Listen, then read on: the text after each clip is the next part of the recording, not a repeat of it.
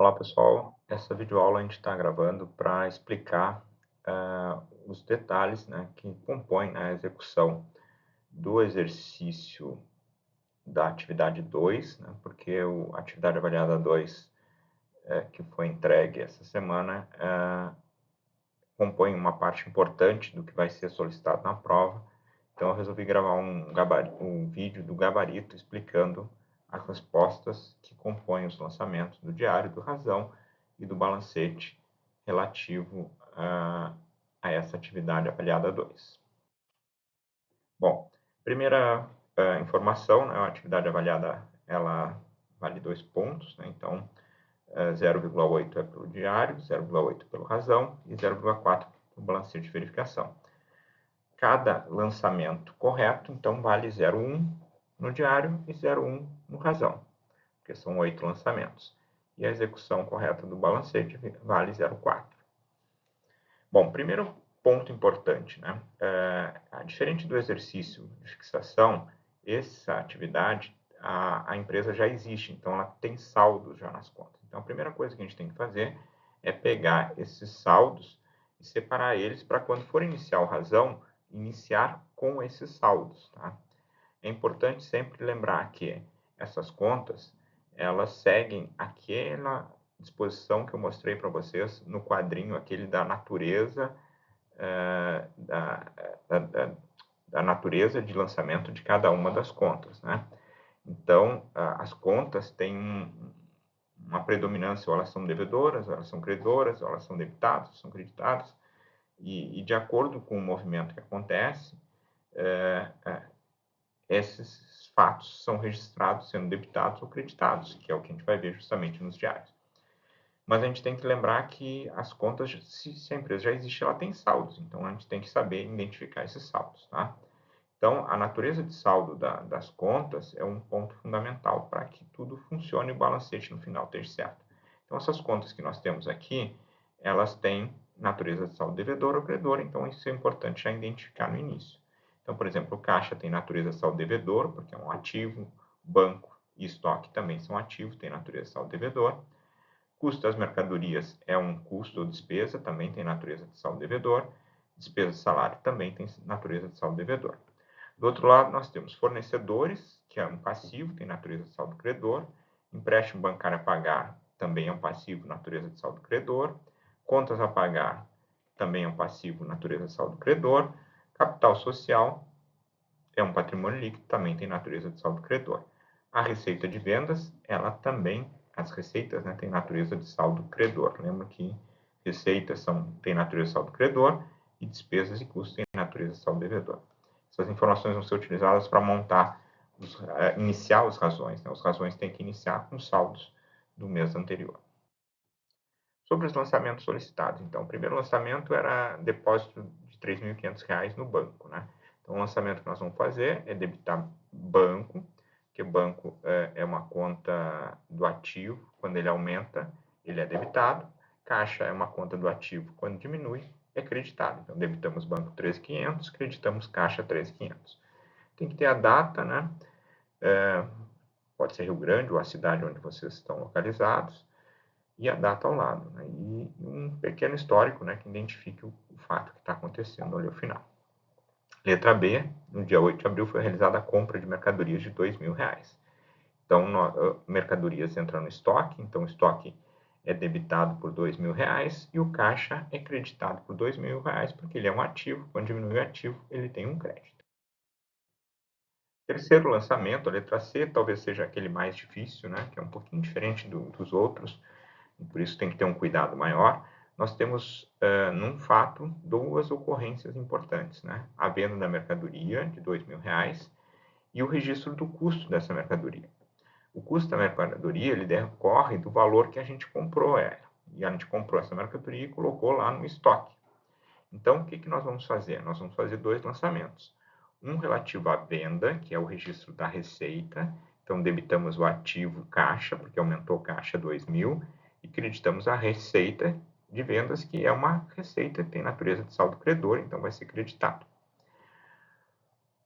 Esse produto que foi vendido por 2, ele custou para nós 800, então ele está lançado no estoque por 800. Então, para reconhecer esse custo, nós debitamos o custo de 800 e creditamos o estoque, porque é um ativo, né? Diminuiu do ativo 800. Então, nós temos uma entrada de dinheiro no caixa, num primeiro lançamento de 2.000, e uma saída do estoque de 800.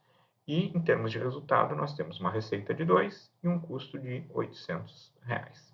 Não pode lançar pela diferença, tem que lançar o valor integral, porque a receita ela precisa sempre ser lançada pelo seu valor bruto.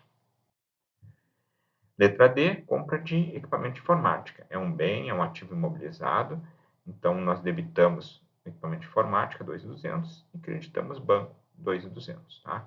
Ele é imobilizado, então ele é ativo, né? Tem que estar junto com os elementos do ativo. A letra E é uma despesa de manutenção. Então, a despesa também ela é debitada, porque toda despesa é debitada, só que ela é um elemento que vai compor lá o resultado e o patrimônio líquido, debitando despesa de manutenção, creditando caixa 350.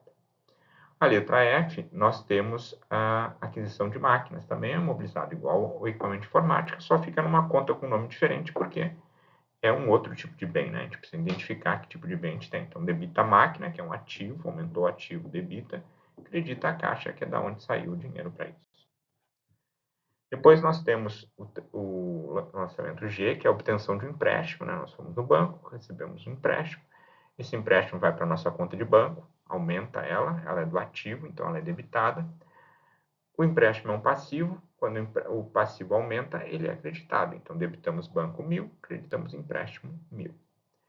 E, por último, nós temos a apropriação da água e da luz, das despesas de água e luz. Água e luz são despesas, então cada uma vai ser debitado, né? Conta de água, conta de luz ou conta de energia, né? Um nome mais ou menos parecido por aí. Pode ser utilizado despesa da Corsã, despesa da companhia de energia que estiver sendo usada em cada cidade, né? E o passivo acredita, então, contas a pagar R$250. Quem lançou separado não tem problema, pode lançar despesa de água a débito e contas a pagar a crédito por 100, depois despesa de energia 150, contas a pagar por 150. Não tem problema, também está correto. A partir desse lançamento, então, nós temos como compor os saldos das contas, né? Então, o razão, nós vamos apurar o saldo de cada conta. Então, a conta de caixa, ela tinha um saldo devedor de 12.000, né? Aí tiveram os lançamentos que ocorreram desde a letra A até a última lançamento que a gente viu agora. Então, no dia 4 foi creditado 3.500 do depósito bancário, depois 2.000 da compra de mercadoria.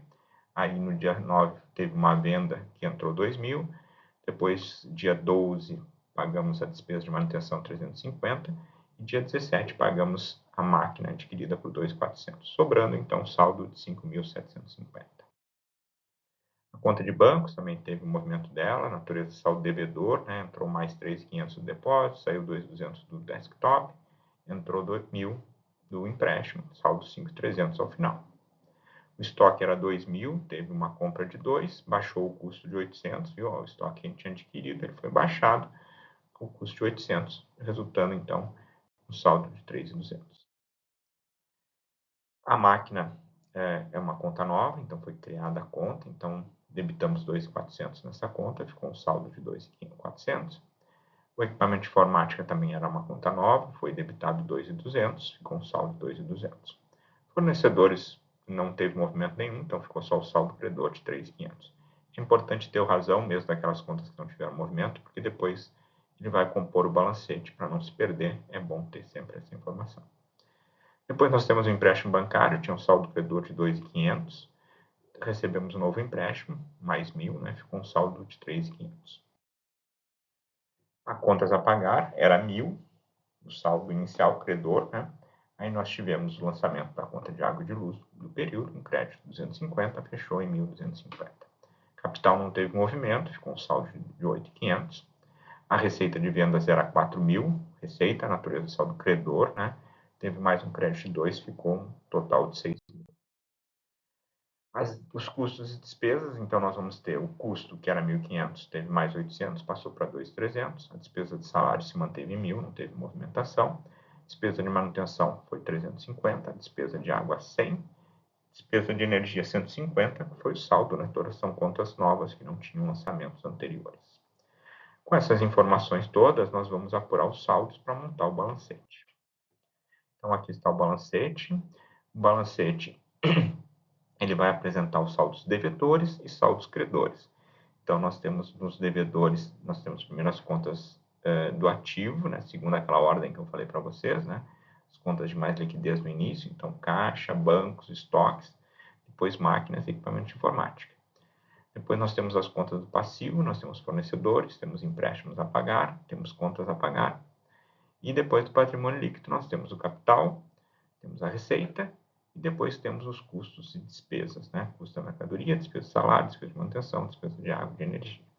É fundamental que esteja fechando depois o total do ativo, do total saldo devedor com saldo credor. Né? Isso é fundamental para que a atividade esteja correta, que o balancete esteja correto. Se o balancete não estiver fechando o total do devedor com saldo credor, o erro é grave e aí o balancete não vai ser avaliado. Tá? E assim a gente fecha, né, o balancete. E o balancete ele é muito importante porque na sequência, né, a semana 5, né, a gente fala das demonstrações, e para elaborar o balanço e a demonstração do resultado, a gente precisa pegar as contas que estão no balancete de resultado, ou seja, as receitas, os custos e as despesas, e zerar elas, transferindo para o encerramento do resultado do exercício. E aí, a partir daí, então, elaborar o balanço e a demonstração do resultado. Né? Nessa atividade não precisava fazer isso, mas é importante que vocês saibam que essa é a sequência, né? A gente faz a atividade para ter uma sequência. E no final, então, depois do balancete estar pronto, então a gente passa para a etapa da elaboração das demonstrações, que é a atividade que veio na semana 5, depois que vocês estão acompanhando. Tá bem, pessoal? Esse vídeo procurou esclarecer, né, de uma forma mais rápida e sintética, né, todos os elementos que compõem essas informações relativas ao lançamento diário, no razão e no balancete, que depois vai ser devidamente conferido e corrigido pelos tutores. Obrigado, boa noite.